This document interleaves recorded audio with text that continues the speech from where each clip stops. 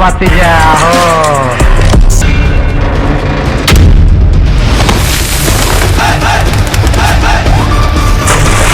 অবশেষে তাণ্ডবের শুটিংয়ে অংশ নিলেন আমিন খান। দীর্ঘদিন যাবৎ শোনা যাচ্ছিল শাকিব খান এবং আমিন খান মিলে নতুন একটা সিনেমা করবে। সেই প্রত্যাশায় ভক্তরা দীর্ঘদিন ছিল। ভক্তদের সেই চাওয়াটা বোধহয় এবার পূরণ হতে যাচ্ছে।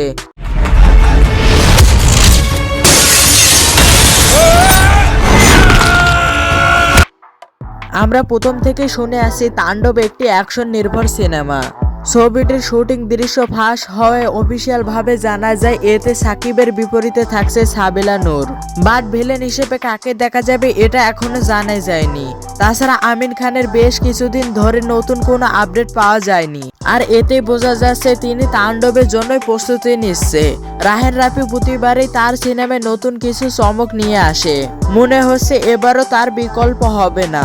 তিনি বিষয়টি যতটাই হাইড করার চেষ্টা করুক না কেন, গোপন সূত্র থেকে জানা গেছে তাণ্ডবের ভিলেন হিসেবে থাকছে আমিন খান। আর সেই সাথে এই সিনেমায় আমিন খান ছাড়াও আরেকজন শক্তিমান ভিলেন হিসেবে থাকতে পারে। হতে পারে সে ভারতীয় কোনো বড় মাপের অভিনেতা।